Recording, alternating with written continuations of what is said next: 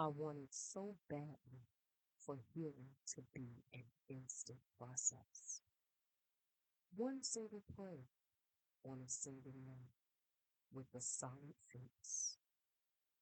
But God uttered, your healing is in my daily bread. So eat it slow, chew on it gracefully, swallow it with truth, and allow my word to become flesh inside your living bones.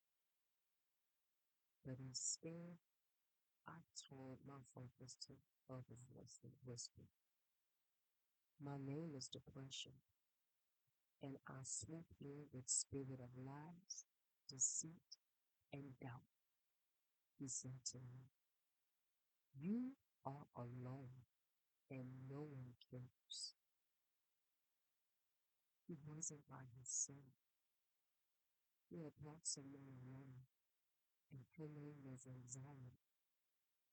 And she said, I came to tell you that you are not enough. No one sees your purpose. What are you doing?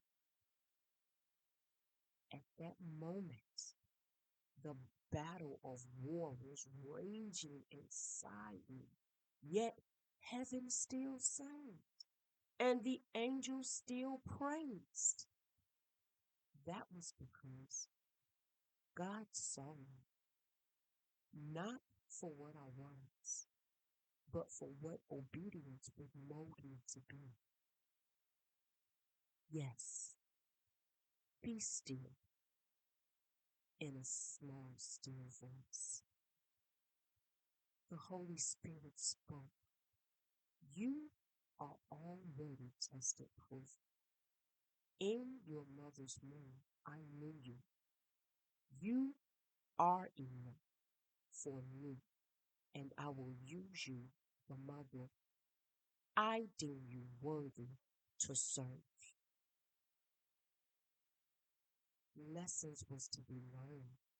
Validation was my addiction, and I was jonesing for the wrong people.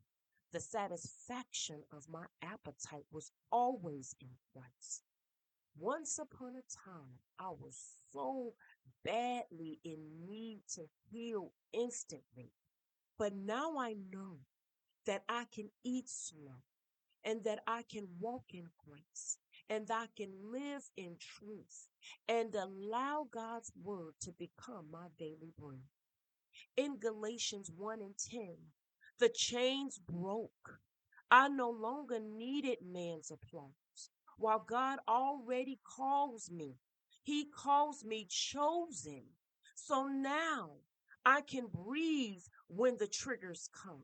Now I can pause when the lies shout loud. I can rest when the world drains me dry. But Jesus also withdrew in prayer.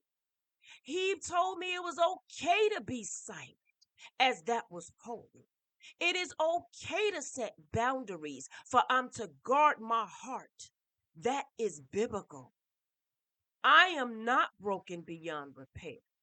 I am built because I am deemed to serve Christ.